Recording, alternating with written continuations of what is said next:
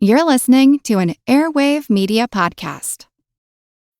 Lululemon knows the 2 times you'll love your everyday pants the most are when they're brand new and when they're broken in.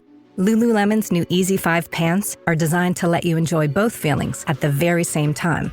Because Easy 5 is the brand new pant that delivers a broken-in feel from day one. Engineered with the structure you want and the touch of stretch you need. Easy 5 casually outperforms denim. Shop now, in-store or online. Athletic innovation for everyday life. Lululemon. TaxAct understands you haven't memorized the tax code. That's why TaxAct has live experts to help. TaxAct can even do it for you if you prefer. It's the easiest way to know you're doing it right. Well, other than going back to college and obtaining a bachelor's degree in accounting with a minor in finance, then interning somewhere and becoming fluent in all tax forms. But that might be hard to accomplish before tax day. So maybe just stick with TaxAct. TaxAct. Let's get them over with. This episode is brought to you by our Patreon members. Thank you so much. And if you're not a member, consider joining. Members get extra episodes just for Patreon subscribers, and all our episodes ad-free. Membership starts at just $2 a month. Go to patreon.com/ancienthistoryfangirl for more info. And as always, thanks for listening. Caesar had been backed into a corner.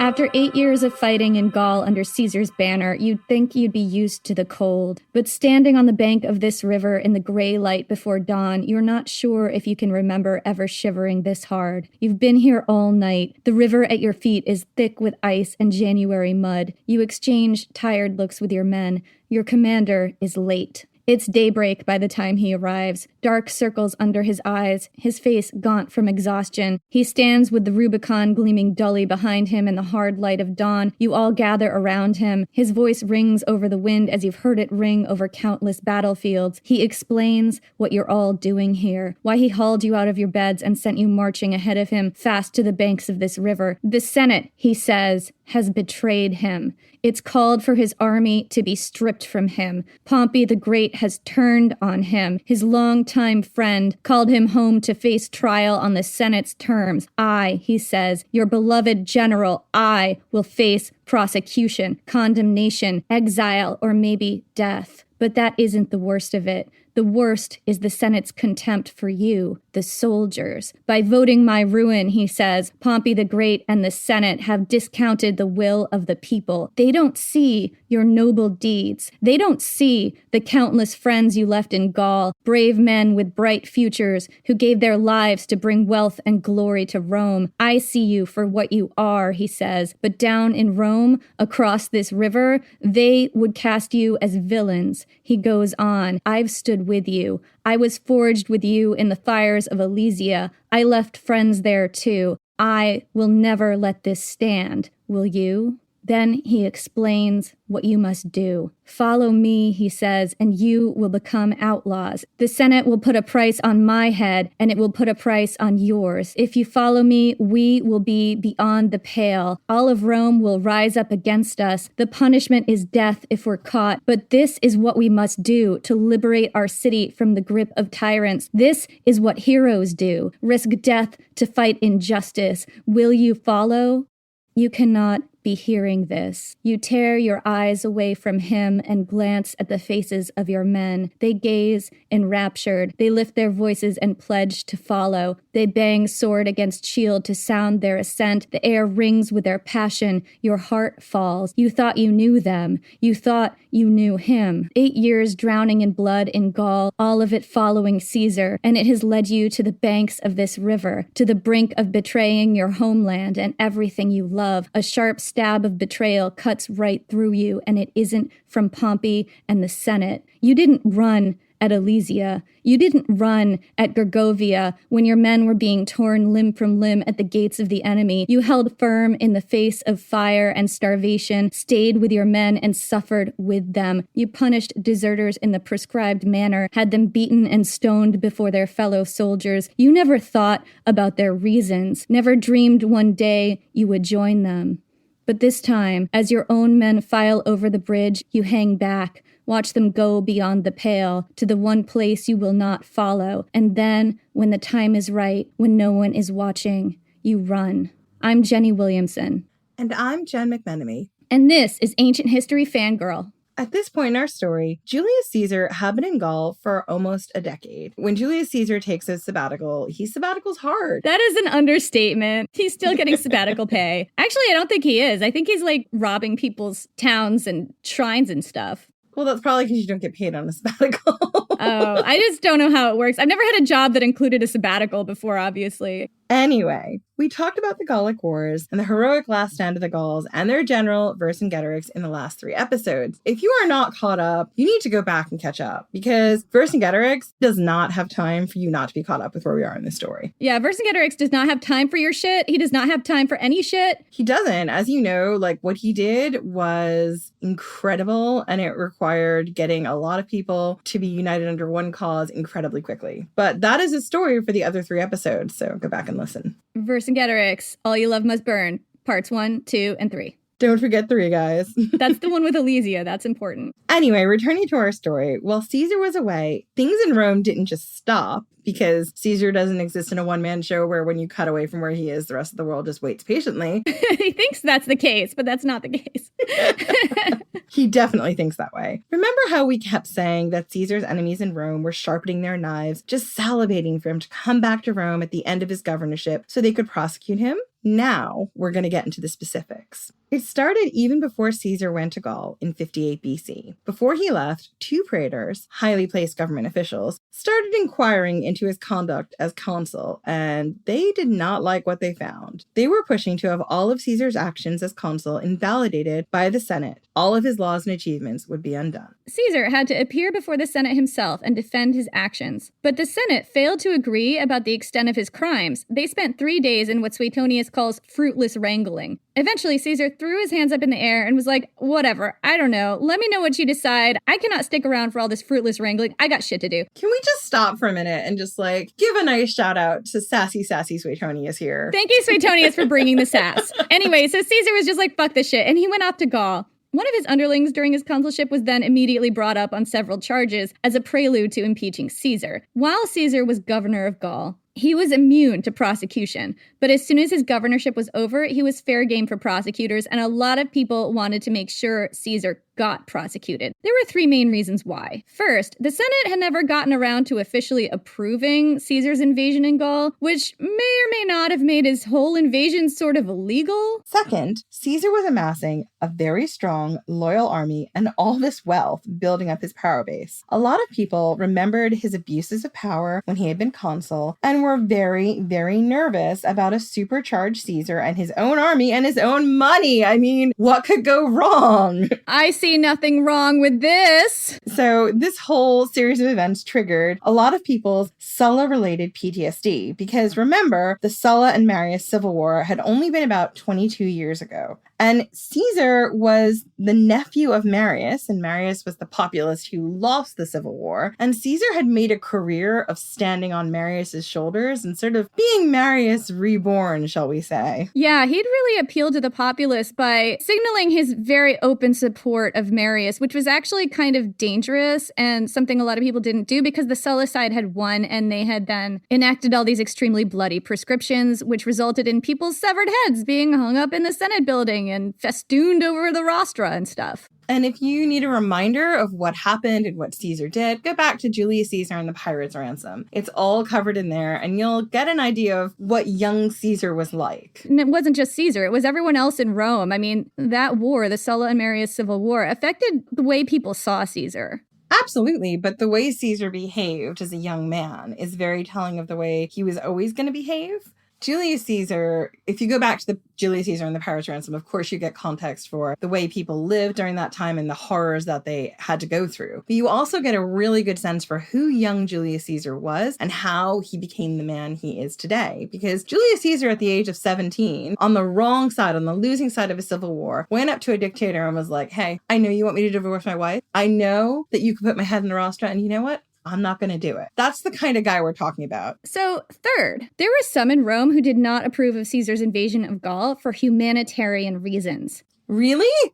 Yeah, I know. This actually surprised me when I found it. I mean, because I'm all about the humanitarian reasons here, but I'm a little bit surprised. The ancient Romans were a lot more permissive about the rules of war than we are now in modern times. There was no equivalent to the Geneva Convention. But there were some general expectations. For instance, you weren't supposed to attack your allies, and you weren't supposed to attack people who've already surrendered. There were times when Julius Caesar did both during the Gallic Wars. Some people felt that Caesar's actions against Gallic and Germanic tribes were way out of proportion with their perceived offenses, because he was inventing pretexts for attacking these people. The ancient Romans liked to tell themselves that their wars were justified, and what justified meant could vary. If another country attacked Rome or a Roman ally, war was justified, for example. But sometimes a war was also justified, and that's in quotation marks, if another culture looked like it was getting too strong and might be a threat to Rome in the future. So the standards for a quote-unquote justified war were kind of loose and totally self-serving. But to many people in Rome, Caesar's actions in Gaul did not even meet that low bar. There was a movement in the Senate to have him tried for war crimes. So for all these reasons, there was a big contingent back home calling for Caesar to be recalled from Gaul and stripped of his command before his term as governor was even over. And in 56 BC,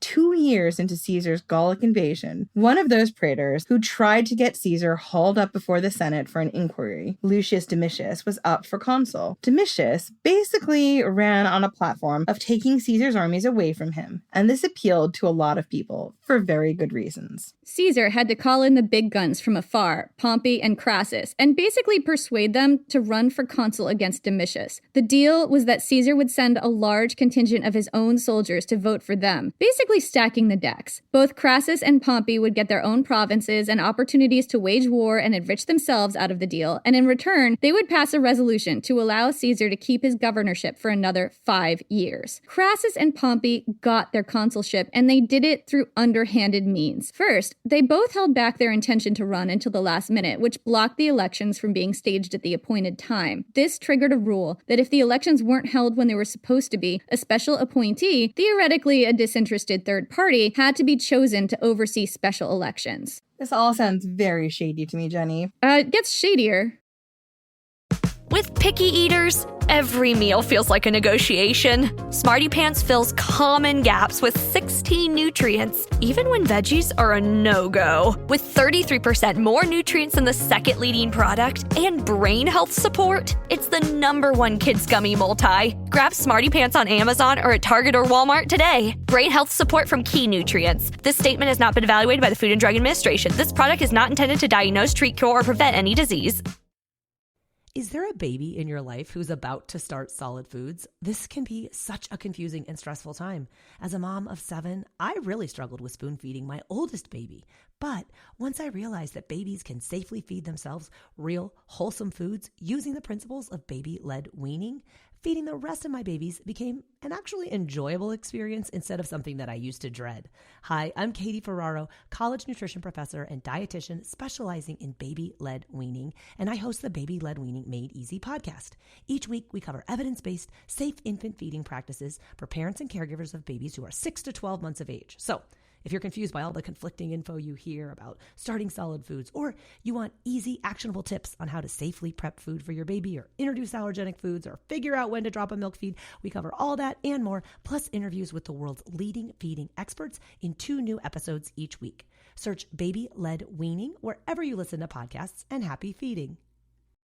Crassus and Pompey made sure that the appointee was loyal to them. And then, when Domitius went to the forum to stand as candidate, Pompey sent his soldiers to rough him up a bit. A riot ensued. Domitius was wounded, and some of his entourage were killed. Domitius, now effectively intimidated, Pompey and Crassus declared themselves consuls, surrounded the Senate building with their armed followers, and killed anyone who dared to object. This is what democracy looks like. There's so many problems with the democratic system of ancient Rome, but I love it when people just talk about Rome as this sort of bastion of ancient world democracy. It's like, really? Really? Do you know what they were doing? I mean, again, this is the late Republic. So this is when everything is going wrong. But even during like the heyday of the Republic, when women have no vote and lots of people don't have any votes because they don't meet the status for being citizens, is that really democracy? We could do a whole sub-rant about how democracy was not democracy in ancient Rome.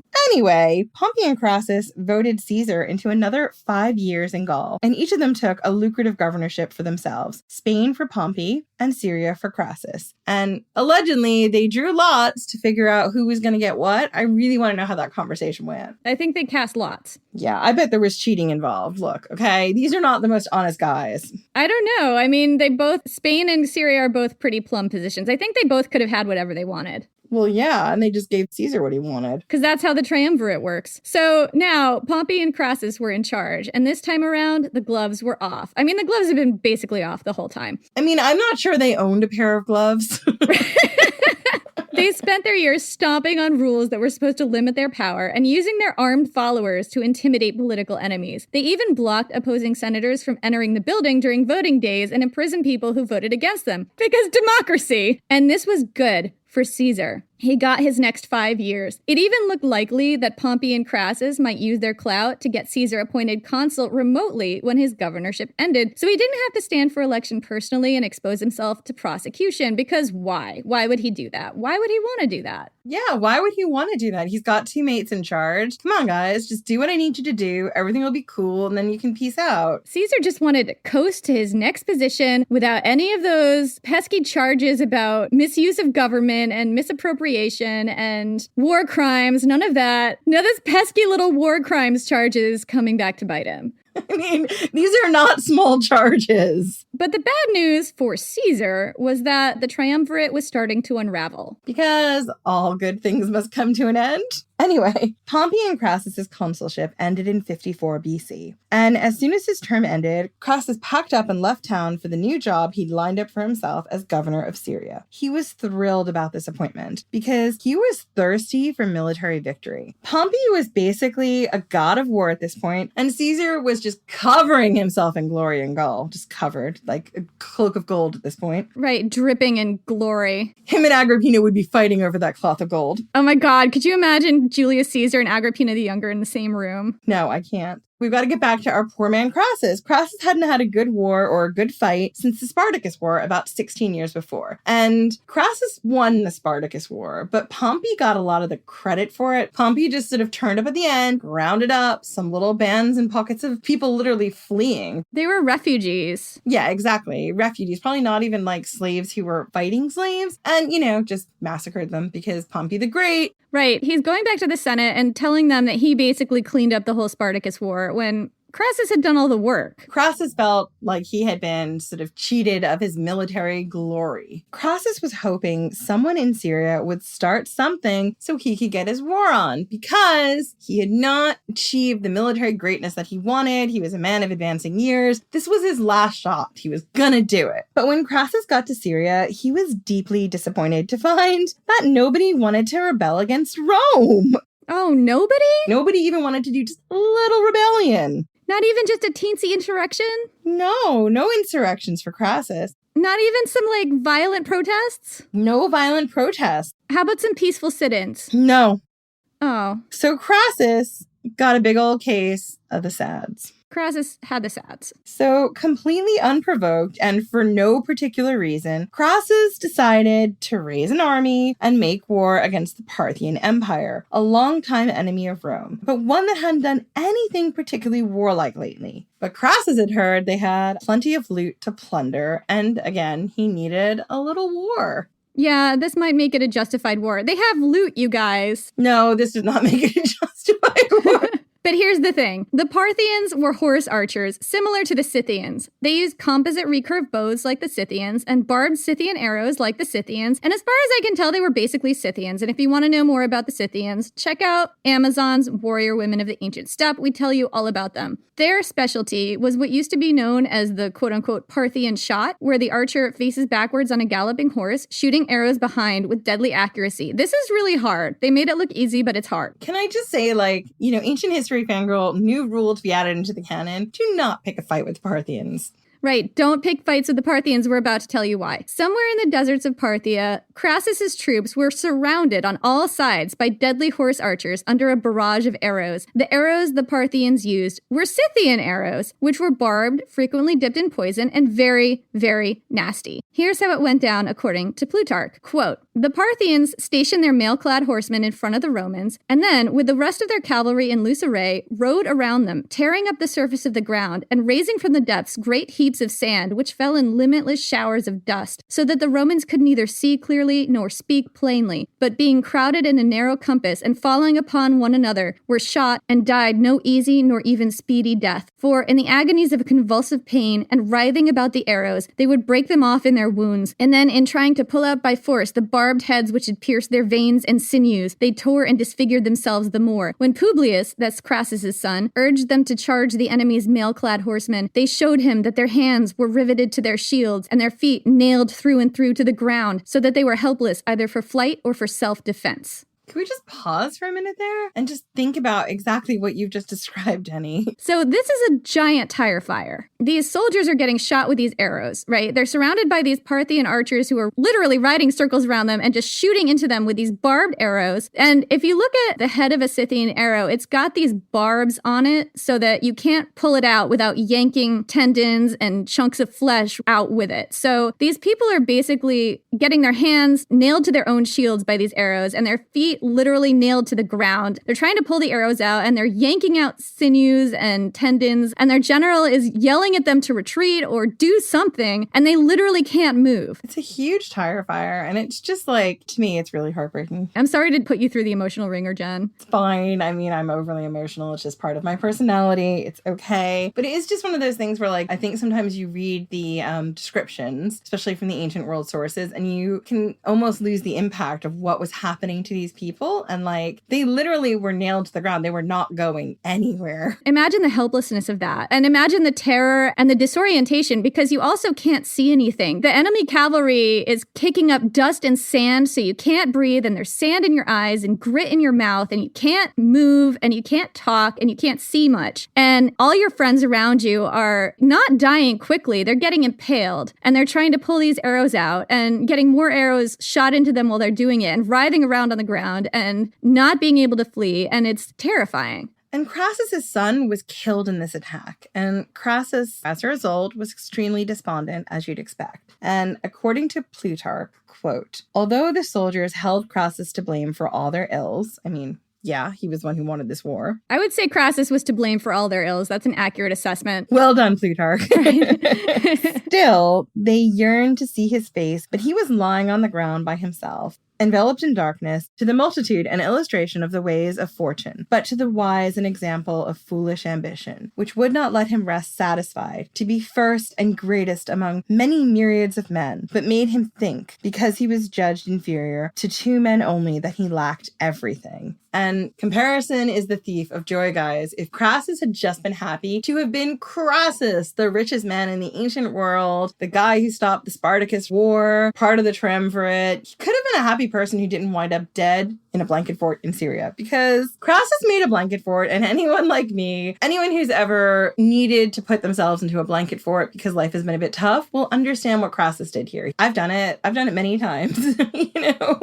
I did it last weekend. He was retreating from the outside world to try and regroup and to understand the trauma he'd gone through, especially losing his child. Well, look, his son had just died and all his men were nailed to the ground. So it didn't, things had just not worked out so well just now. This is Crassus's version of what Nero did when his world was ending. Nero took a nap and woke up and everything was in ruins, and Crassus built a blanket for it. I mean, it's just like your coping mechanisms. We've all got those. Exactly. Crassus still had some of his army, but they were inches from mutiny because, it's hard to command your army from under a blanket fort. And when you refuse to come out and you don't want to give your orders to people because you're in a blanket fort, I get it. Well, sometimes they come out a bit muffled. I imagine that, it probably smells in that blanket fort because he's not taking care of himself. And it's hot. It's probably pretty sweaty in there. So hot. Sweaty in the blanket fort. We don't know what Crassus was doing in the blanket fort. We hesitate to speculate on that. We just know beyond a shadow of a doubt that there was a blanket fort. I can already see the merch. I just want like his little like severe head popping Poor Crassus. His little head just poking out of the blankets.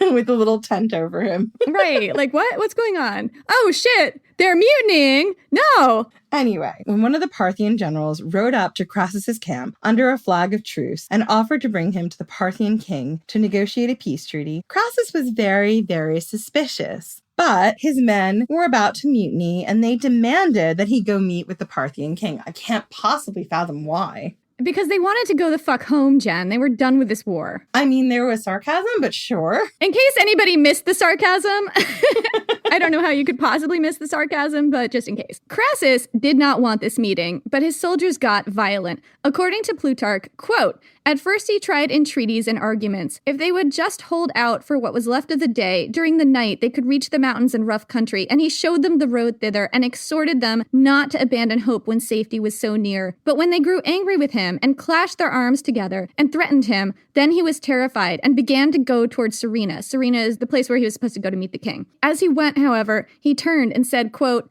within a quote, "You Roman commanders here present, you see that I go because I must, and you are eyewitnesses of the shameful violence I suffer. But tell the world, if you get safely home, that Crassus perished because he was deceived by his enemies, and not because he was delivered up to them by his countrymen." I mean, to be honest, though, Crassus made his own blanket fort here. He's the one who picked this fight. He's the one who made his own blanket fort, and now he has to lie in it. I included that quote because I wanted to have a little bit of a comparison between what happens when Crassus's people mutiny and what happens when Caesar's people mutiny. We saw that in the first Vercingetorix episode, where Caesar basically, like, his troops were kind of in the same spot about going to face Ariovistus, and he talked them out of it. I also think it's a good comparison, slightly unfair because Caesar's son didn't die fighting in this war. Caesar wasn't dealing with grief. We can't say that Crassus was depressed, but we know he was grieving his son. And we see how Crassus deals with insurrection in the Spartacus War when he enacts decimation. We know that actually Crassus is a really hard commander. He's not someone who is really flexible. So this is quite different. Like, he could have whipped them into shape and had them bend against his will, but there's obviously something in him that from generations in the future, we can speculate was broken at this point in time. You know, I think that's a really good point here. Like, if we want to get into Crassus's head and question why it was that he gave in, did he give in because he was dealing with this grief and because he felt broken? And would the Crassus of 16 years ago with the Spartacus Wars have reacted the same way? No, he wouldn't, because we know during the Spartacus Wars that Crassus had to raise armies very quickly, just like Vercingetorix did. And the men that he was raising into being soldiers had not a lot of experience, and Crassus had to create a fighting force really, really quickly. And he did that brutally and efficiently by making the men bond together. And if they showed any inclination towards desertion or other things, which we will cover later on in the Spartacus War, he was not afraid to enact really old school methods of things like decimation.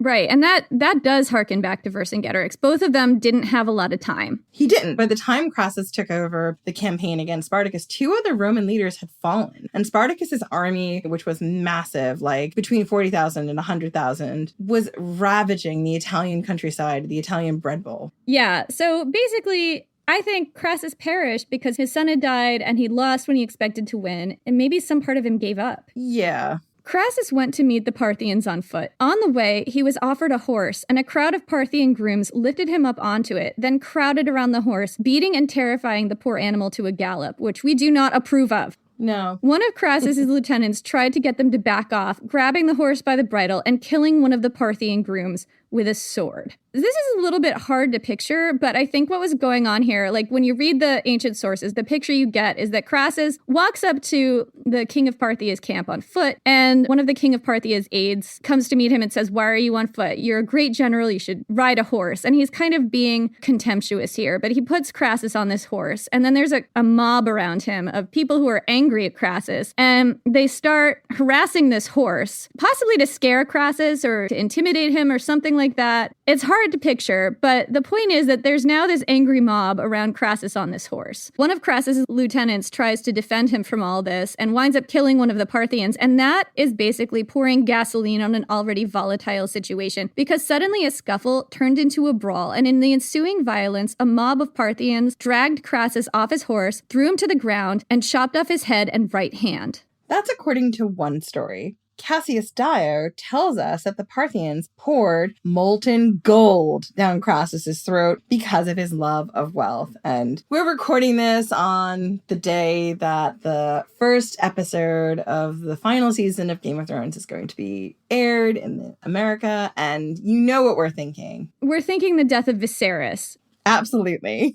If you're a George R.R. Martin fan, and Jen and I both are, you see so many instances where he's cribbing from history, as well he should, because you cannot make this shit up. You can. It's why our friends over at the Bestseller Experiment are always saying, come listen to our podcast, because literally all you need to do is listen to history. It's all actually happened. George R.R. Martin read his Cassius Dio. Absolutely. And, you know, it is a fitting end for the richest man in Rome, who did not make all of his money legally, to end with molten gold being poured down his throat. There might not have been specific rules in the books that said you can't light fires in the middle of Rome and then go and buy up entire neighborhoods at a very cheap price because they're in the path of the fire. Like, it might not have been technically illegal, but maybe it was. There probably weren't laws against it, but I think it was a pretty shitty thing to do. We disapprove here at Ancient History Fangirl. And you can find out more about that in Julius Caesar and the Devil's Three-Way, which is the second episode in this series. So anyway, I'm going to get back to our story. Crassus's head was sent to the Parthian king Orodes II,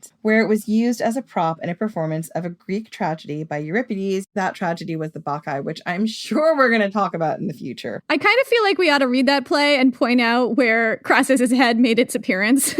A mock triumph was also thrown, in which a man who looked like Crassus was dressed up in a woman's outfit. Because toxic masculinity. Yep, and paraded through the streets amidst a crowd of lictors carrying severed Roman heads on the ends of their ceremonial axes. Crassus died in Parthia in 53 BC. He was about 62 years old. I mean, it's just a weird scene, right? It was in the Parthian capital city or something like that. This is a party that the king threw that was celebrating how Crassus, who completely made his own blanket fort here, I'm sorry to say, got his own head handed to him, and then it was just totally treated with all this disrespect. And I don't feel that bad for Crassus here. I don't feel that bad for Crassus here, and I'm sure Spartacus did not feel that bad for Crassus here. Remember Spartacus. Right. Remember Spartacus. We haven't done a show on him yet, but we will. So that was what Crassus got up to in the year after his consulship. It didn't go so well for him. Meanwhile, here's what Pompey was up to. Pompey stayed in Rome. He'd lined up his own cushy job as governor of Spain, but instead of going out there and picking a fight like Crassus did, he basically farmed it out to his underlings and stuck close to home, touring the pleasure palaces of Italy, as Plutarch describes it, with his wife, Julia. So remember, Julia was Julius Caesar's daughter, and she was 30 years younger than Pompey. She'd been 17 when she married Pompey, and he'd been 47, so Pompey was older than her dad. Oh. Just wait, it gets worse. These two were a super annoying PDA couple.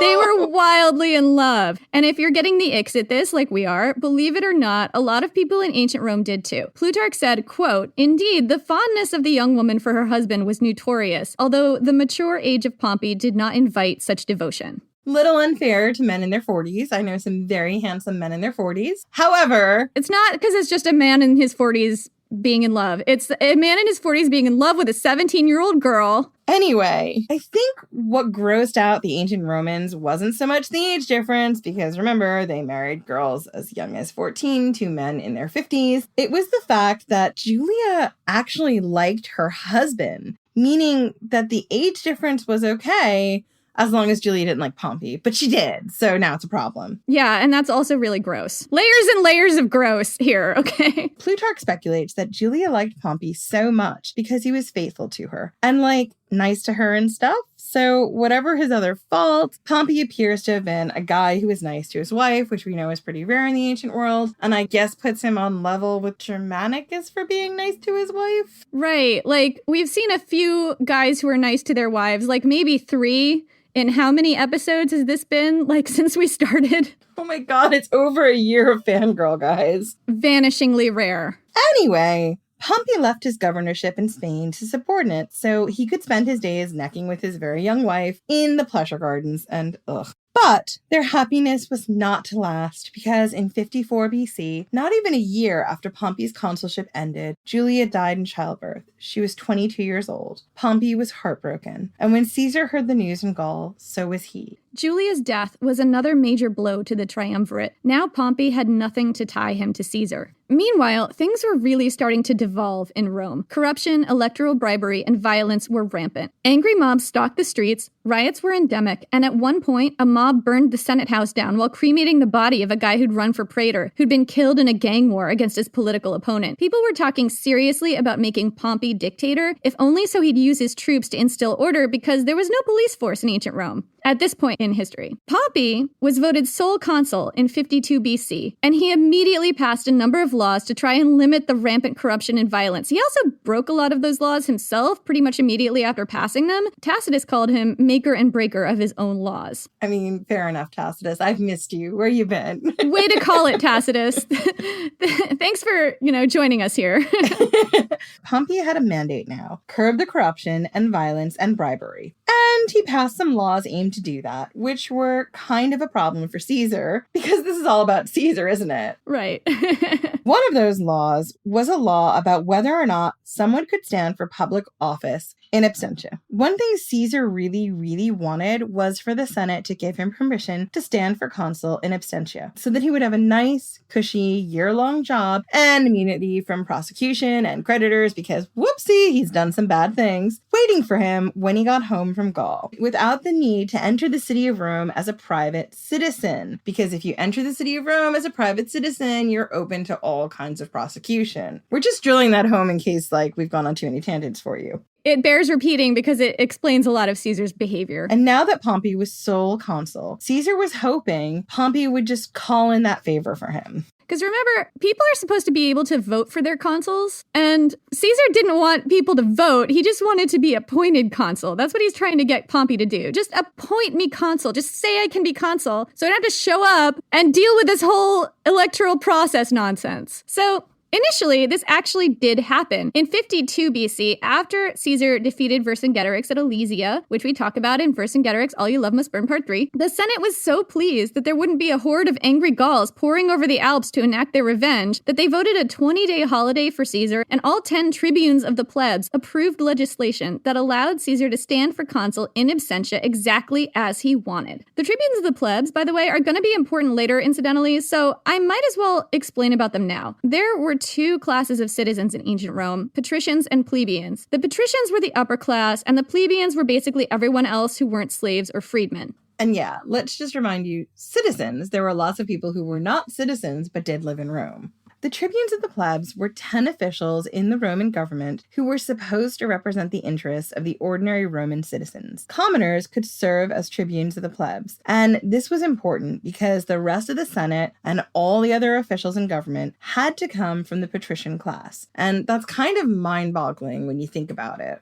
It's kind of mind-boggling because of how historically Rome has been held up as this shining example of democracy. Yet another nail in the coffin of that myth. The tribunes had a powerful tool at their disposal, veto power over laws passed by the aristocratic Senate. This made them an important counterbalance to the Senate, which was comprised largely of aristocratic conservatives who were primarily concerned with preserving the privileges of the upper classes. This wasn't true of all senators, of course. You had populists in the Senate who derived their power from the support of the common people. Remember, Julius Caesar was one of these, and so was his uncle Marius before him, and, Catiline. Those were the tribunes of the plebs, and when all 10 of them approved a motion that Caesar got to stand for consul in absentia, he definitely took it as the will of the people speaking on his behalf. But then Pompey passed a law that said, no, sorry, nobody could stand for consul in absentia. But then he added an addendum to this law, specifically exempting Caesar. Problem was, this addendum was non-legally binding. So people were very confused by this. Was Caesar grandfathered in or not, Pompey? It was all kind of vague. And here's where you see Pompey being kind of wishy-washy on Caesar. He was ambivalent, and there's a reason why. Pompey and Caesar didn't have a terrible relationship during the triumvirate. They worked together. They were kind of friends. They had a lot of common, including war and Julius Caesar's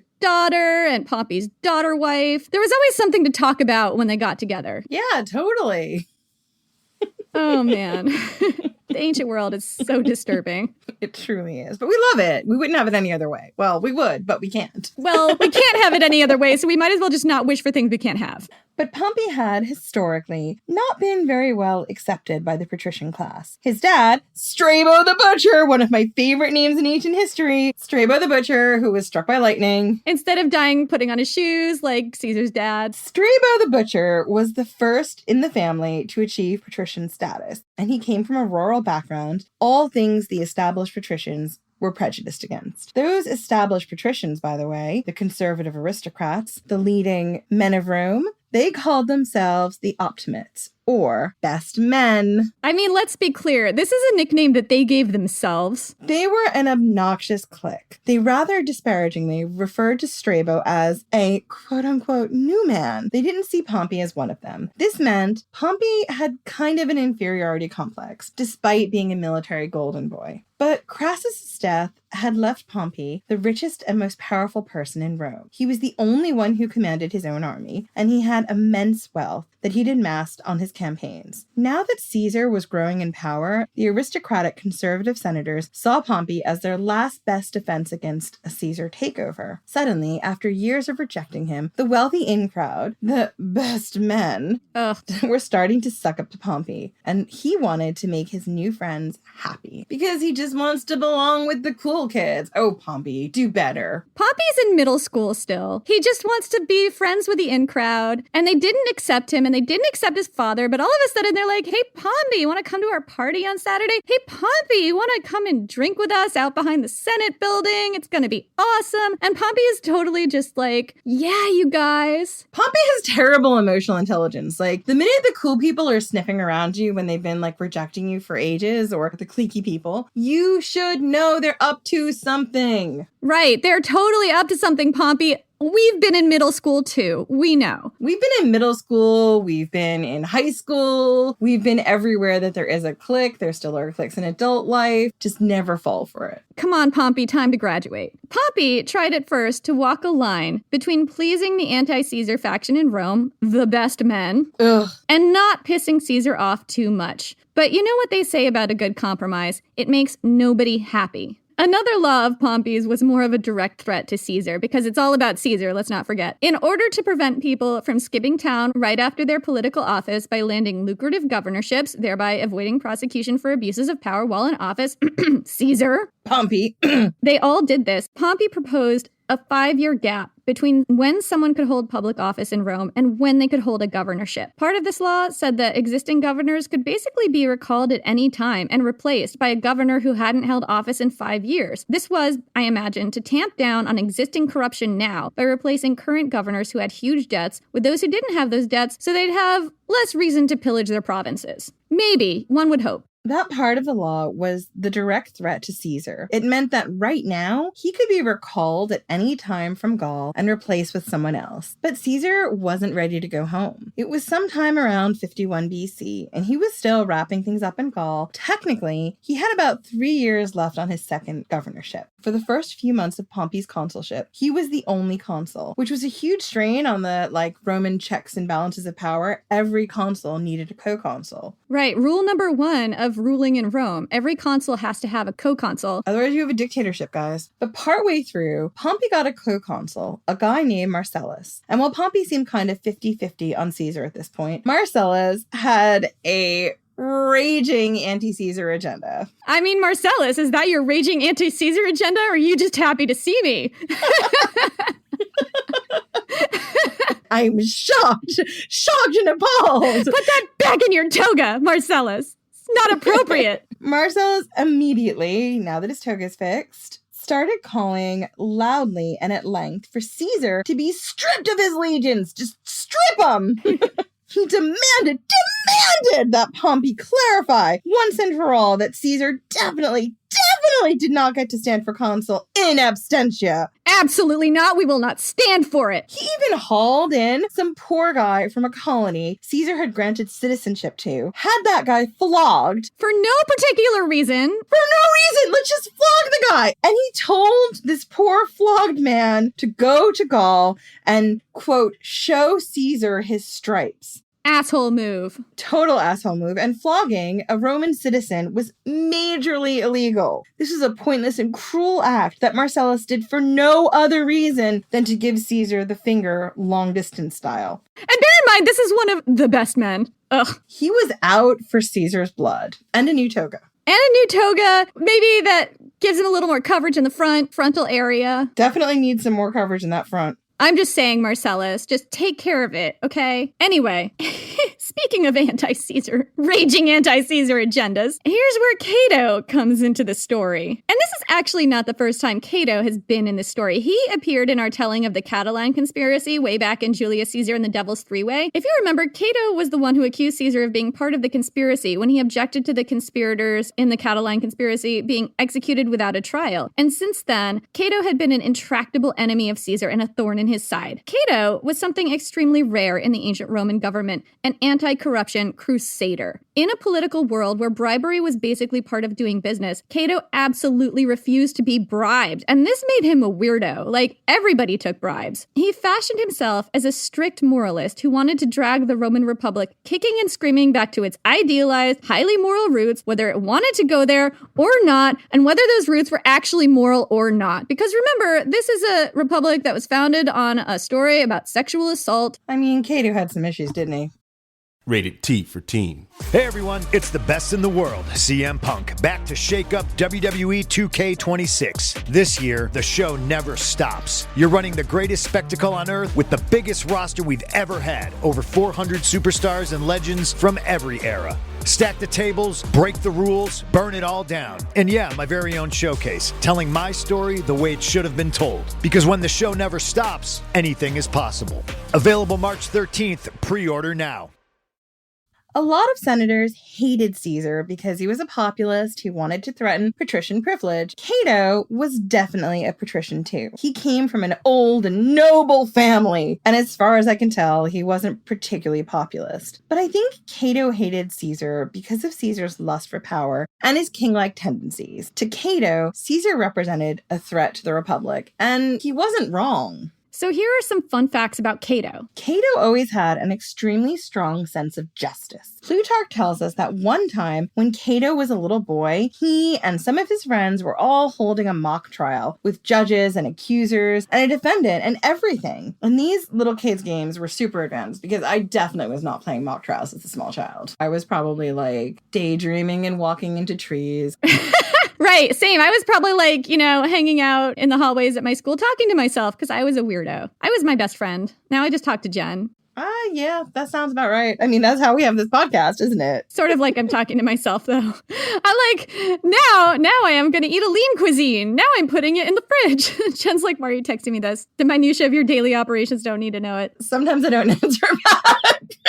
Here's the thing. We're 5 hours apart and I'm in a meeting. Please stop texting me. Stop texting me about the minutiae of your day. Anyway, getting back to Cato's childhood games, when one of the little boys in this mock trial was convicted in the game and carried out of the room, Cato lost his shit. He grabbed hold of the boy and hid him from the other kids. And I have to just stop here for a minute, because when you think about that, Cato only wants justice if it's Cato's form of justice. And he's showing that from a really young age. Yeah, that's actually a really good point, because you see it in the Catiline conspiracy. Cato was one of the ones, probably the lead voice, who was pushing for punishment without a trial, because Cato knew what justice was, and it was his form of justice, and going through the judicial process was not as fair to him as just enacting whatever Cato thought was just. You can see him doing that as a little kid, basically kidnapping this boy and hiding him from the other kids because he thought what happened to him wasn't fair, even though he was convicted by a trial of his peers. Cato felt that his voice wasn't being heard and that he knew the right way things should be, and if you don't agree with him, he will just do what he wants to do.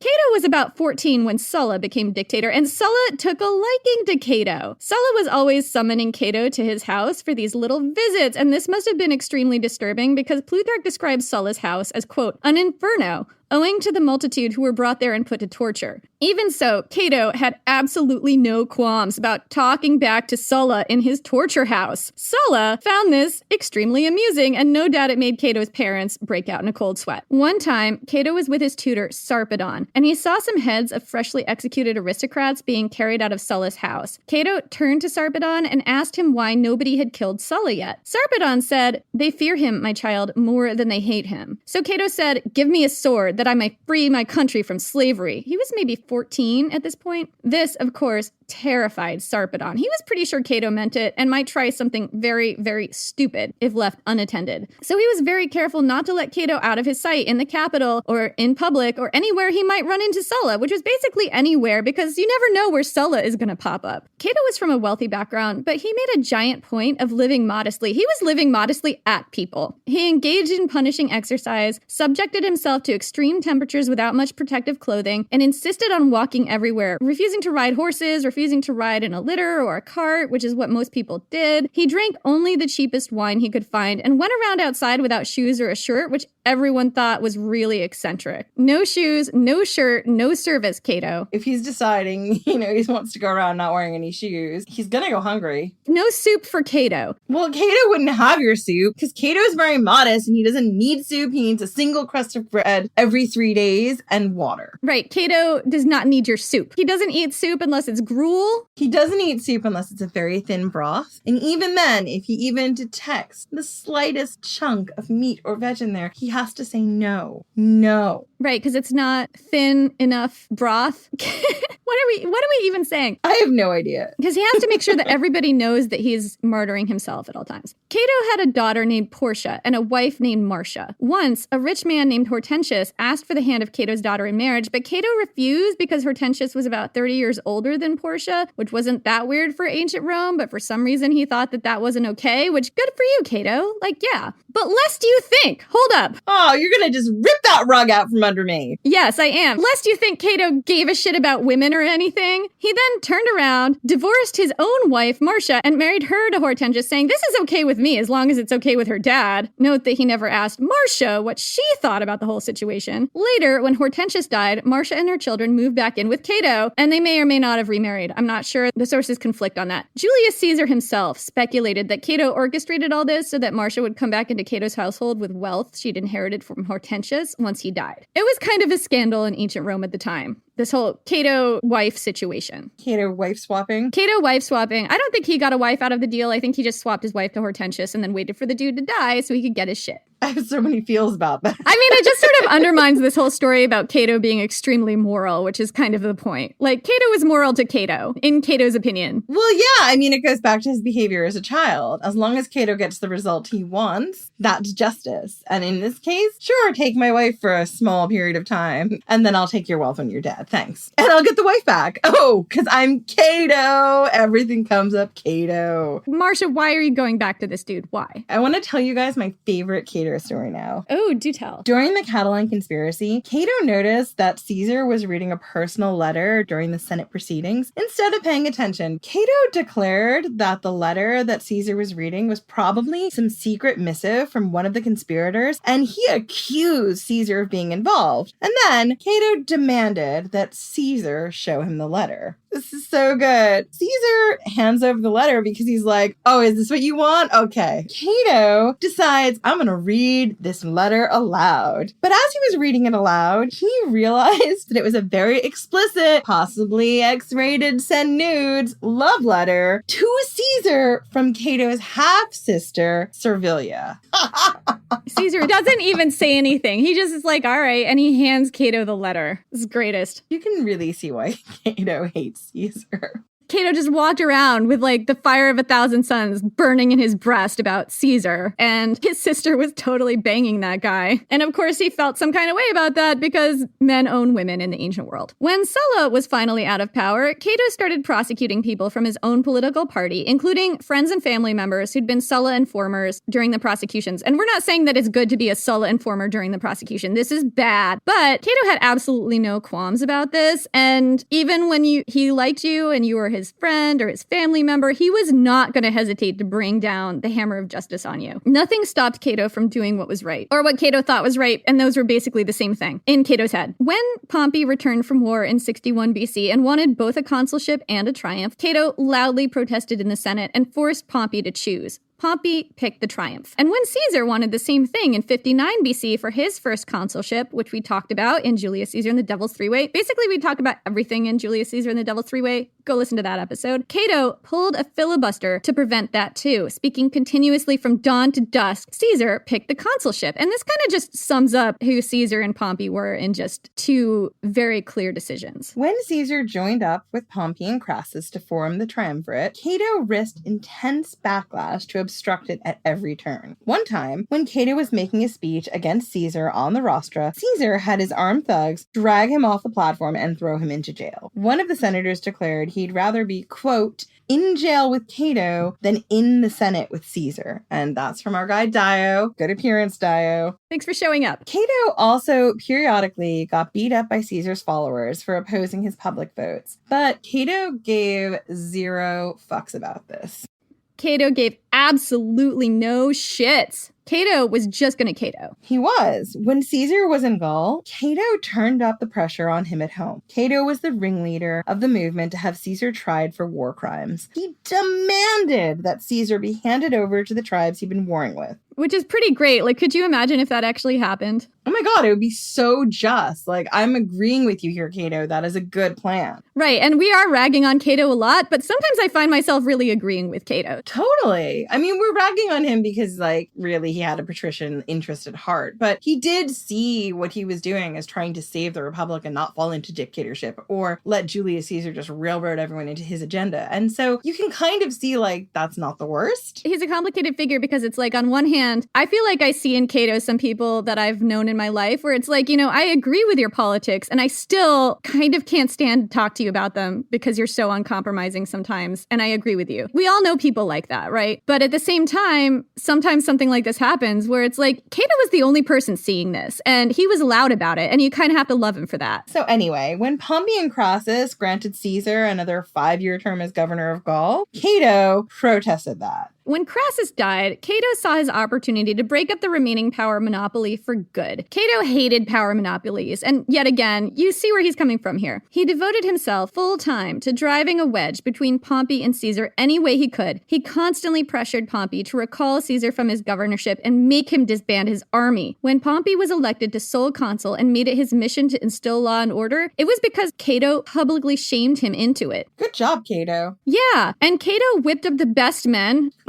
into an anti-Caesar frenzy. What Cato and the best men wanted was for Caesar to have to come back to Rome without an army and stand for consulship as a private citizen. And in fact, Cato also used to loudly declare to anyone listening, like all the time, that the minute Caesar disbanded his armies and entered Rome as a private citizen, he planned to have him impeached. Cato was not subtle about his endgame. In 50 BC, 2 years after Alesia, while Caesar was setting up his brand new province in Gaul, a faction of virulently anti-Caesar senators were elected to powerful positions in the Roman government, beating out all of Caesar's allies. Led by Cato, they started calling even more loudly for Caesar's impeachment, and an environment of Caesar paranoia started to take hold. When Caesar moved a legion close to the border of Italy to protect it against tribal incursions, a rumor circulated that he planned to invade. Some were saying he'd invaded already and was on his way to Rome right now to take his consulship, Sulla style. By now, the influential best men wanted Caesar recalled to Rome without his army. But as loud as they were, none of them could challenge Caesar seriously without Pompey's support. Because now that Crassus was dead, Pompey, the daddy shark, was the only one among them who also had his own army. Everyone else is super, super loud, and Pompey walks quietly here but carries a big stick. Pompey Shark. He's torn between two worlds. He's sort of found himself amongst the patricians, part of their class, but he knows they don't really like him. He also knows that there's some stuff that the plebeians want, which is like having a voice and maybe having Caesar the populist giving him more power. But Pompey also knows that's a terrible idea. But Caesar's also his friend. Right. I think what you said earlier about belonging really applies to Pompey, you know, because I think Pompey doesn't feel like he belongs among the patricians. They haven't made him feel like he belongs. I think knowing Caesar, he might have felt like he belonged with Caesar because, as you've said, even though Pompey was the one who was the golden boy and did everything right, he and Caesar also had a lot in common, and that he might have felt like Caesar was kind of a kindred spirit at a certain point. Absolutely. They both don't fit into that patrician class. Like, even though Caesar is from an old patrician family, his family was on the downturn. They supported the wrong person in the Civil War. He was a bit of a social outcast. And also what he was good at was what Pompey was good at, which was fighting and making war. So I think Pompey finding this new belonging among the patricians, which he really was not looking critically at this point, I think you're right. Like, I think there was something in here about belonging, and there was something in here about feeling torn between Caesar and the best men. Ugh. You see Pompey not coming down hard on Caesar here, and these personal reasons might get at why. Well, he doesn't come down hard on Caesar, but he also kind of gives more to the patricians than he has to give to them. And I feel like that's very much because he is compromising. He's people-pleasing. And sometimes when you try to people-please, you don't please anybody. If Pompey had leaned more into what he felt was right, and maybe this is what he felt right. I mean, we can only look at it through our lens now, and we have the brilliance of hindsight. But trying to keep everyone happy meant that no one in the long run could be happy. Right. And the other issue here is that Pompey may have been feeling threatened by Caesar because Caesar is building up his power base. So anyway, while everyone else was freaking out about Caesar, Pompey just did not see the urgency. When senators gave fear-mongering speeches about Caesar returning from Gaul and turning his army on Rome, Pompey told everyone not to worry because he had only to stamp his feet and armies would rise all over Italy. When someone anxiously asked Pompey, because people were following Pompey around and asking him anxious questions about Caesar all the time. What if Caesar does this? What if Caesar does that? What's our plan for if Caesar does this other thing? What if Caesar looks at me funny? What if Caesar, decides he wants to cross into Rome and have an army? What if Caesar, burns the bread? I don't know. What if Caesar just, does mean things? What if Caesar does mean things like prescriptions? What about that? What are we going to do? What if he's now a Gallic boogeyman who's got a big mustache and is going to come and kill us all? Right. If we all have to grow out mustaches all of a sudden because Gaul, I don't know, where the reasoning in that was. Some of us have scraggly mustaches. Should we just think about that for a second? I have patchy facial hair at best. Pompey was said to have shrugged and asked, what if my son were to try and beat me with a stick? I don't even know where to go there with that. I think the point is that he's really not worried about it because he'd just take the stick away. Because his son is 5? But despite Pompey's calm about the mustaches and the insurrection and Caesar invading and maybe prescriptions and all these horrible things, everyone else in Rome was on a hair trigger. From what I can tell, Caesar didn't actually want to invade Rome with an army and take over and be a dictator, at least at first. What he wanted was not to have to stand trial. He wanted to stay in Gaul until his governorship ran out the clock, and then he wanted to coast to his next job without the threat of prosecution and without the threat of actually being held accountable for anything. That is what Caesar wanted. I mean, it's the epitome of entitlement, isn't it? It just is. He's entitled to these things because he wants them. And he wants to have everything that he thinks he deserves and not have to actually deal with the consequences of the shit things he did to other people. Both modern and ancient sources talk about how Caesar felt like his, in Latin, I'm going to screw this up, auctoritas was threatened. It's sort of like a word in Latin that there isn't a straightforward translation of it in English, but it means sort of your rank, your dignity. It was a threat to his dignity having to stand trial. Being held accountable, Caesar saw it as beneath his dignity. From Gaul, Caesar tried to tell the people, it's okay, there's no big deal, it's all right. He sent letters to many of the best men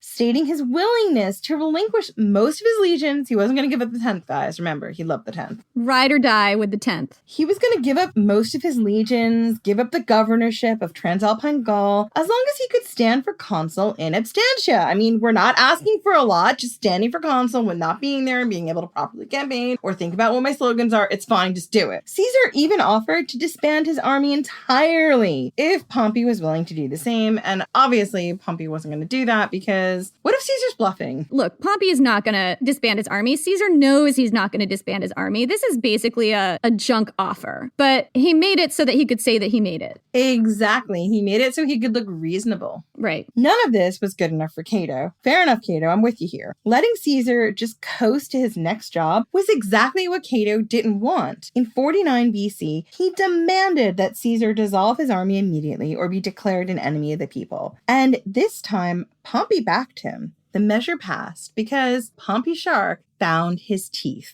Pompey had started to gum the furniture a little bit, but all of a sudden he realized he didn't have to use his gums. He could just use his teeth because he still has teeth. He still has a bite. He still has power here. And what Caesar's doing really is an overstep. And actually, you might be besties and you might have had a great time talking to each other, but the direction he's going in is not a good one. I mean, sometimes your best friends are the people who have to hold you accountable. Frequently, I text Jenny all the time. She holds me accountable a lot. I do. Then Pompey's Senate whipped into a frenzy, forbade Caesar from standing for consul in absentia once and for all, and went even further, passing an ultimatum that called for, quote, consuls, praetors, and tribunes, and all the proconsuls near the city to ensure the republic comes to no harm, end quote. This was the ultimate decree which could not be vetoed, and it was basically a call to war if Caesar even twitched in the direction of Rome with an army in tow. Now Caesar had been flat out ordered to get rid of his army, return to Rome without a new job lined up, and expose himself to prosecutors and creditors. From there, he'd most likely be stripped of his status, wealth, and position, and possibly exiled or worse, because the Senate was really not Caesar-friendly right now. If he tried to defy these orders, all of Italy was legally mandated to rise against him, including Pompey. Caesar had been backed into a corner. We're told that when he heard the news, Caesar went about his day like it was just a normal Tuesday. He was in Ravenna at the moment, a town in northeastern Italy that was in the province of Cisalpine Gaul. Caesar checked his mail, did not twitch an eyelash over the contents, like whatever, got some utility bills, got a little note from Cicero, it's fine. Then went out and watched some gladiators practice and looked over the plans for a gladiator school that he wanted built. This was one of his free time projects. He went to the baths and then to dinner with a group of friends. He left the party early, telling his friends to stick around. He'd be right back. But he wasn't right back. This was a fake out. Unbeknownst to everyone, earlier in the day, Caesar had sent a legion, the 13th, you know, his favorite. No, the 10th was its favorite. Okay, well, the 13th, just some randos.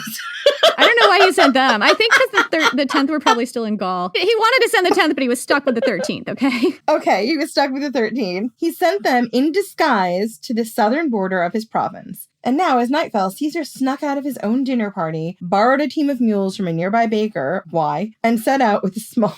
Why? Because Caesar's mules were very recognizable, so he had to borrow other mules. I guess? I'm just speculating. Anyway, he set out... I'm just going to keep going. He set out with a small, trusted entourage toward the southern border of Cisalpine Gaul in disguise. Suetonius tells us that he got lost in the night and bumbled around until dawn, when a local set him on the right path. So when he finally made it to the Rubicon, it's possible he was exhausted and kind of disoriented and needed a nap. And Julius Caesar did not have an ancient world Google Maps and also did not think to ask for directions. What I love about this story so much is Caesar is always presented as this, like, taking action, getting things done, and, like, sneaking behind enemy lines and doing all this risky stuff and knowing what he's doing at all times and always in control. And then he just gets lost and bumbles around until dawn in, like, the bushes or something.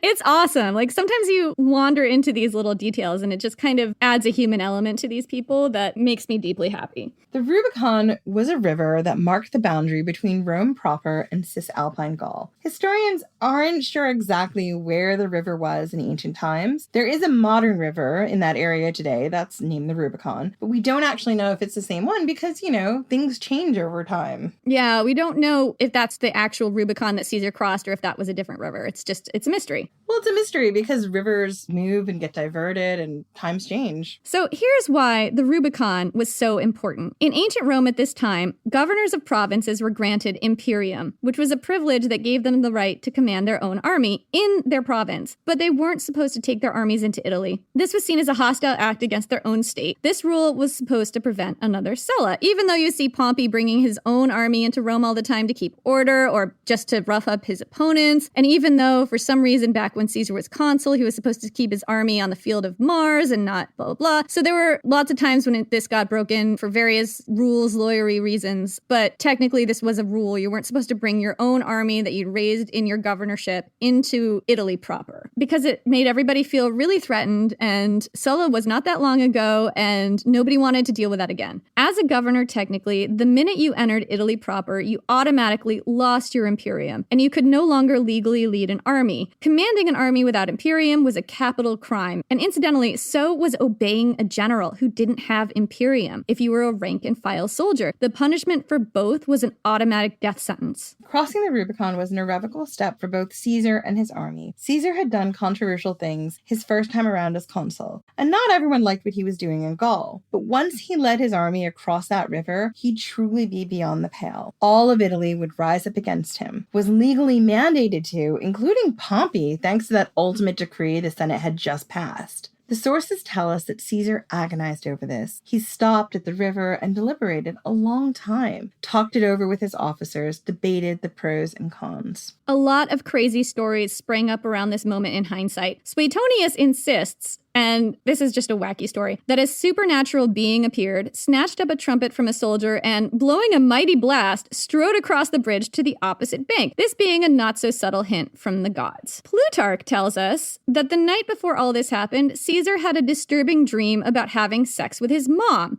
Make of that what you will. I mean, Plutarch he existed in a fever dream of his own creation. You just never know what he's going to tell you. Do you think he was, taking a lot of flying ointment? I really think he might have been coating himself in flying ointment just to get through the day. Anyway, finally, Caesar gathered his men and made an impassioned speech. He told them about the injustices done against him by his enemies in Rome and the stinging betrayal by Pompey, his erstwhile friend. He explained about the consequences for him, their beloved general, if he had to walk into Rome without a consulship waiting for him and face prosecution, condemnation, exile, and maybe even death, because it's all about Caesar. Caesar also explained to them the sheer contempt that the Senate and Pompey had shown for the tribunes of the plebs, who were supposed to represent the will of the common people, because Pompey had nullified their previous decision to let Caesar stand in absentia for consul. This wasn't about taking over Rome like an evil dictator. This was about their beloved general's auctoritas, his honor, and their honor, because the Senate clearly didn't respect the will of the people. And to quote Cuchulainn, honor was at stake. I feel like Cuchulainn has a cold. I feel like Jen has a cold. Well, Jen has to do this episode, but Cuchulainn should just take it easy, have some tea with lemon in it, just put his feet up. Thanks, Jenny. I will. Anyway, now that Cuchulainn's gone off to have some hot lemsip and just relax a little bit, Caesar explained the severity of what he was about to do and the consequences, and he gave everyone the right to sit this one out if they wanted to. But very few wanted to. By the time Caesar was finished with them, his legionnaires were rattling their shields, demanding justice, ready to act. Honor was at stake! Honor was at stake! Then Caesar marshaled his soldiers and led them across the bridge, declaring, famously, quote, "The die is cast." Back in Rome, people were shocked. Shocked, I say! A lot of Caesar's enemies in the Senate had expected him to back down after they'd passed their anti-Caesar measures. A few had thought, worst case scenario, that if Caesar did decide to invade, he wouldn't do it right the fuck now, because it was January. I mean, the weather was bad. Armies didn't march in winter. It's snowing out there. Have you seen the hail? How are we going to ford that river if it might be frozen but might not be frozen? We could all fall in. And what about the mules? Will someone think about the mules? I mean, the mules have a thankless job. I actually am not kidding. That's a true fact. It's really true. And I really identify with the mules and the stocky little ponies and the war elephants. All we're doing is thinking about the animals involved and how this affects them. Armies didn't march in winter. They figure Caesar would at least take a few months to build up his strength so that everyone in his army didn't wind up talking like Cuchulainn, which meant Pompey would also have some time to prepare. But these people clearly didn't know Caesar as well as they thought they did. Everyone in Rome was now in a flappy panic. Caesar had let his dice fly at the Rubicon, and now nobody knew which way those dice would fall. Nobody wanted a repeat of the Sulla situation, and nobody wanted to be caught up on the wrong side of prescriptions. Suddenly, a lot of the virulently anti-Caesar senators realized that actually they were kind of neutral on Caesar. One example of this is Marcellus, Pompey's co-consul, who until recently had a raging anti-Caesar agenda. There's no innuendo in my agenda. He's gonna poke you in the face with his agenda. Ew. Suddenly he was like, oh, geez, I guess there are very fine people on both sides. Problem was, back in Sulla's day, being neutral wouldn't save you either. You were either pro-Sulla or pro-Marius, depending on which one held the city at any point in time, or you were dead. Some people switch sides from Caesar to Pompey. For instance, Labienus? Labienus. Labienus? Labienus? Labienus? Labienus. We just have to call him Labienus. We have no choice. His name is Labienus. That's what we're calling him. Get over it. One of the people who switched sides from Caesar to Pompey was Labienus, one of Caesar's top commanders in Gaul. He was one of the few who didn't follow Caesar when he crossed the Rubicon. Other people were torn. Rome was a small town, and everyone had friends and family on both sides. Servilia was one example. She'd been involved with Caesar for a long time, but her son Brutus had defected to Pompey, even though he hated Pompey because Pompey had killed his dad. I mean, so much drama. It's a long story. Everybody had a history with everyone else because Rome was basically a small town. It was. Rome was basically Game of Thrones. It was also middle school. Yeah. Possibly at Servilia's request, Caesar gave the order that if Brutus was captured at any point, he was not to be harmed, because Caesar's girlfriend wouldn't like it if Caesar killed her kid. Another person with divided loyalties was Cicero. Up until now, Cicero didn't like Caesar, but he could work with Caesar. They were kind of frenemies, but they were on two different sides of the political spectrum. Caesar was a populist and Cicero was a traditionalist. But if Caesar could get Cicero's tacit approval now, that would help him build his own legitimacy. Cicero was very highly respected, so if Cicero was seen to be publicly on Caesar's side, then that would really be a boost to his public image and what he was doing. Caesar wrote to Cicero on his march south, imploring him to join him so he could draw upon his goodwill and assistance. Cicero wrote back a snippy letter asking just what Caesar meant by goodwill and assistance. Caesar gently reminded Cicero that his son-in-law was in his army and mentioning how highly he saw the young man. A very velvet-gloved threat, that one. But Cicero knew exactly how Caesar would use the optics if he went to him willingly, and he didn't want to help lend Caesar legitimacy here. If Caesar wanted Cicero's goodwill and assistance, it would have to be under duress. Still, Cicero was torn. Some of his friends and family were on Caesar's side. For a while, Cicero hid out in his country house, intending to keep a very, very low profile while he figured out what to do. Eventually, after agonizing for a while, Cicero joined Pompey. Prior to this, Pompey had been blasé about the possibility of Caesar invading. But now, senators were calling sarcastically for him to start stomping his feet, and he did, in the opposite direction of Caesar. Pompey ran. And a lot of the best men went with him. As Caesar marched south toward Rome, the city emptied out in a hurry. Most of its rich, affluent inhabitants fled. Regular people presumably didn't have as much freedom to leave. Meanwhile, others streamed in from the nearby countryside to take refuge in the city. And the atmosphere in the streets was chaotic. Functional government in Rome was non-existent. But Caesar didn't set his sights on Rome at first. Pompey had fled to a town called Brundisium on the southeastern coast of Italy, right on the boot. And Caesar followed. He wanted to force Pompey into open combat. But this was the last thing Pompey wanted. See, Pompey was operating under the same laws of Imperium that Caesar had just broken, and his army was in Spain. Remember, Pompey was technically governor of Spain? Pompey knew his army couldn't get to him fast enough to stop Caesar, and he also knew that raising more troops in Italy wasn't actually as easy as stomping his feet. Raising and training a new army would take time. His plan was to get to Brundisium, hop a boat, and escape to Greece, where he had allies and client kings who owed him big time, and where he could quickly raise an army, because this was basically Pompey's stomping grounds from when he defeated Mithridates. It was now a race against time. Caesar marched south to Brundisium, bypassing Rome for the moment. On the way, his army took town after town, and all of them folded. Nobody wanted a fight. But Caesar wasn't looking for one at the moment. He knew the optics of beating up on Roman citizens were very bad, and he wanted to make even this war look justified. So he didn't let his army pillage. He took supplies but left the citizens alone.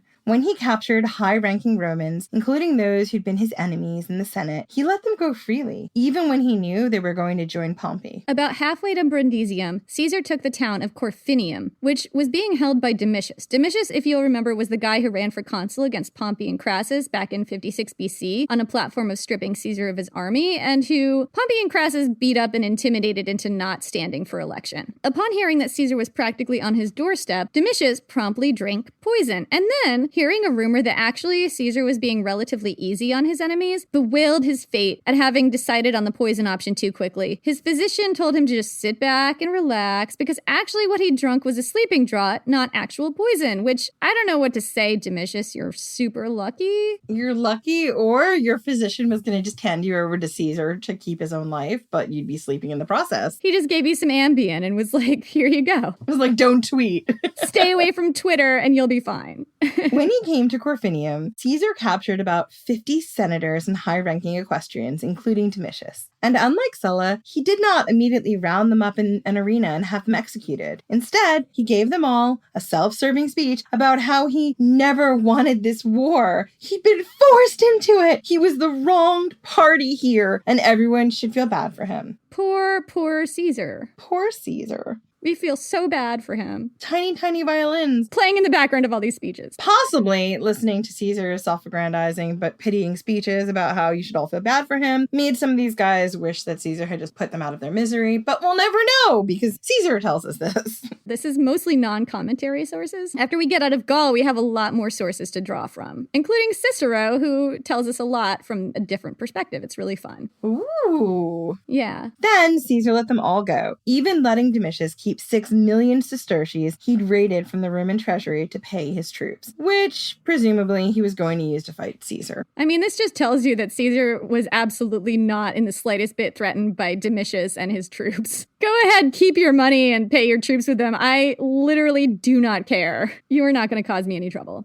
I'm Caesar Shark. Here you see Caesar Shark's trademark mercy come into play. We saw this happening a little bit in Devil's Three-Way when Caesar was the only one who called for due process during the Catiline conspiracy. Caesar's streak of mercy was actually pretty unique in this brutal time period. Plutarch tells us that Caesar himself told friends in Rome that, quote, this was the greatest and sweetest pleasure that he derived from his victory, namely from time to time to save the lives of fellow citizens who had fought against him. But you guys, do not be drawn in. Don't forget Gaul. Don't forget Avaricum. Don't forget Alesia. Don't forget Vercingetorix, who is still down in the horrible hole at the moment. Caesar strategically deployed mercy when it was beneficial to him, because it was sometimes more valuable to keep someone alive and in your debt than killing them outright. And Caesar had strategic reasons to be merciful on his march through Italy. Caesar didn't want to be another Sulla.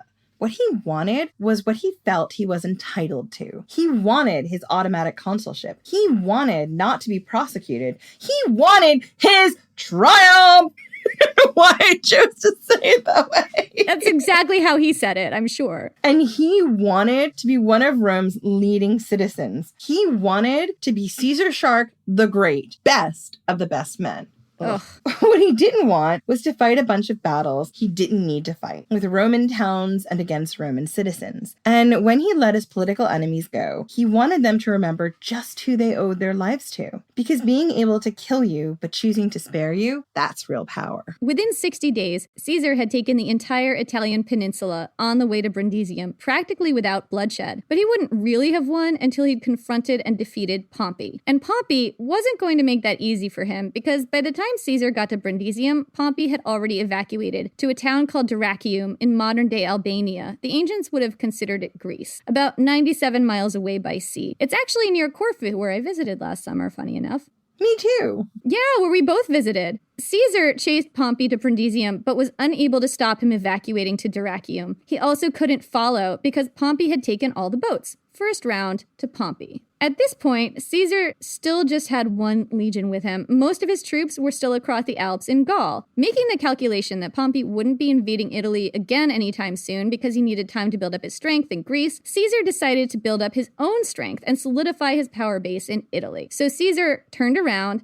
and marched back up the boot. His plan was to cross the Alps, scoop up the rest of his army, and poach Pompey's experienced Spanish legions right out from under him. Caesar even had a joke that he, quote, went to fight an army without a general, and later he'd fight, quote, a general without an army. He meant Pompey, which is just kind of a dad joke. Haha, Caesar. Really funny. Good job. Caesar marched his army fast up the boot and over the mountains, reaching Pompey's battle-hardened Spanish legions in just 27 days. He defeated those legions with minimal losses, then pulled out some of his trademark clemency, telling the troops they were allowed to depart if they wanted. Almost all of them decided to side with Caesar. Because of course they did, because that's how good he was at convincing people to do what he wanted them to do. I mean, actually, that's a real fact. Caesar was really good at persuading people to do things. Totally. But not long after that, One of his own legions rebelled. Among their grievances was that Caesar wasn't letting them plunder like they wanted. This was the 9th Legion. And these guys were kind of the anti-10th Legion. They were the black sheeps of Caesar's army. While Caesar was capturing Pompey's legions, they'd broken ranks and run after a retreating group of men, nearly spoiling everything. They were already on Caesar's shit list. Caesar had been keeping a tight rein on his army's plundering activities on this one because his opponents, like we've been saying, were Roman citizens. The optics of letting his army plunder Roman cities were very bad. In response to their disobedience, Caesar ordered the 9th Legion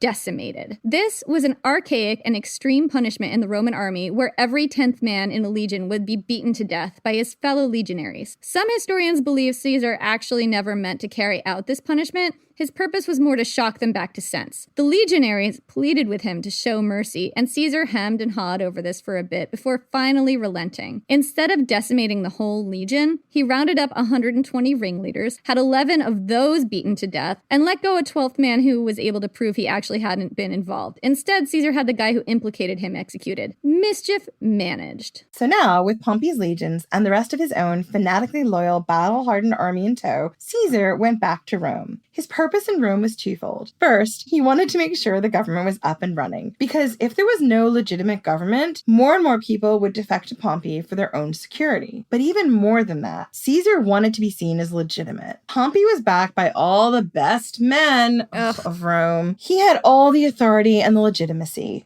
According to the orthodoxy, Caesar was an outlaw, but that's not how he saw himself, and that wasn't how he wanted to be seen. Because Caesar wants to be legit. He wants everyone to just accept that he's the best man of the best men. Caesar Shark the Great. Exactly. He wants what he's entitled to, and he's entitled to everything. Exactly. When he got to Rome, Caesar strolled in all chill and relaxed, embracing all the senators he met like long-lost friends. He delivered a speech to the Senate explaining why he'd done this thing. All he wanted were the rights that had been legally granted to him by the tribunes. He explained all about how he was the wronged party here. He unleashed a blistering attack, not on his enemies in Rome, but on anyone who would put Roman citizens to the sword. Caesar also made a big show of sending messages to Pompey that declared his own willingness to disband his army as soon as Pompey did the same. Yeah, he keeps making that offer. I find it just a tad disingenuous. Caesar made this same speech to the Senate and also to the general public. He also showered the populace with grain and promised everyone in Rome 300 sesterces, which was a lot of money, I guess. Friendly Caesar, he's your friend. He's your best friend, guys. He's the best friend you never knew you didn't want. Right. Exactly. The only time the mask slipped was when a tribune named Scipio tried to stop him from raiding the public treasury to pay his troops. Caesar told Scipio, "I could kill you faster than I could threaten to kill you." Scipio backed down. Caesar only spent 11 days in Rome. During that time, he got himself unanimously declared dictator. Then he turned around and appointed himself consul. He assigned the role of master of the horse, his right-hand man, to an up-and-comer named Mark Antony. And then he left him in charge of the whole of Italy while Caesar went after Pompey. Meanwhile, across the sea, in Dyrrhachium, Pompey had been busy raising troops and gathering supplies. Pompey had deep contacts and allies in this area, including whole client kingdoms. This was his territory from way back during the Mithridatic Wars, the site of his greatest victories. Supplies and troops were flooding into his camp. Pompey saw to the training of new recruits himself, and even joined in the vigorous exercises, impressing everyone with his manly feats. The salmon leap! Plutarch says, quote, Pompey the Great, who is now 58 years old, nevertheless competed in full armor as a foot soldier, and then again as a horseman, drew his sword without trouble, while his horse was at a gallop, and put it back in its sheath with ease. While in hurling the javelin, he not only displayed accuracy, but also vigor in the length of his cast, which many of the young men could not surpass. Oh, Pompey, you are great. All the phallic imagery. I just, can't even. Pompey had his deep connections and resources in Dyrrhachium, but Caesar had his entire battle-hardened, experienced army with him now, as well as Pompey's Spanish legions. Waiting meant giving Pompey even more time to build up his strength. So Caesar couldn't wait. There would never be a better time to take the battle to Pompey. And we will tell you all about that in the next episode. That's it for this week. We'll be back in 2 weeks with the next episode in this series. In the meantime, you can catch up with us on Twitter at Ancient Hist Fan or on Facebook and Instagram at Ancient History Fangirl. And check out our Patreon. We've got some awesome rewards, from shoutouts in the episode to movie nights, which we did our first one as of this taping. We watched Hercules with The Rock. It was super fun. My dad was there. He was, Captain Tom. And some of our really good friends from Oneshi Press. We had a ball. We massively appreciate the help, and it helps us prioritize the podcast in our lives and keep us going, and it just really helps us out. And we want to say thank you so much to our existing Patreon members. So we have some new Patreon members to thank today. And those are Kate the Exploress. She has her own podcast, the Exploress Podcast, on women's history. And she just did an episode for Black History Month about 10 women of color we should all know about. There were some well-known ones like Harriet Tubman and some I didn't know about, including a female Buffalo soldier in the Civil War. And it's super interesting, and we highly recommend her podcast. And there's also some other people to thank. Portia McGovern, Sarah Lincoln, Emma Biggs, and Shelby Caccini. And I'm sorry if I've mispronounced that. We're sorry if we mispronounced anyone's names. We suck at pronouncing words, and we have a podcast. But we appreciate your support. And if you want to DM us the correct way to pronounce your name, we will mention you in an upcoming episode pronouncing it correctly. Thank you all so much. We couldn't do what we do without you. It makes a huge difference. It really does. And also, we haven't mentioned this in our podcast enough. We have merch. We do! Yeah. We just never mentioned the merch for some reason. I think just because there's so much to mention, we forget about it. But all our merch designs are done by JL Draco from Oneshi Press, who is an immensely talented artist. Oneshi Press does progressive graphic novels, and their stuff is really, really good. We've got mugs, tote bags, t-shirts, leggings, whatever you want, any kind of thing that you can put graphics on, there is that. And this stuff makes great gifts for the ancient history lover in your life, which might be you, because you got to the end of this episode. So far, we've got an Amazon design and a really pretty mural of our logo and a Saturnalia design, among others. Check it out from the link on our website at ancienthistoryfangirl.com. And if you want to support us, but you're not in a place to sign up for Patreon, there are other ways you can support us too. Head over to our Ko-Fi account. The link is on our homepage, and kick us a few bucks on a one-time basis, or leave us a nice review. It means so much to us when you leave us a nice review, and it really helps our algorithms and helps to get our podcast noticed. Yeah, it really does help. Thank you guys so much, and we will see you in 2 weeks.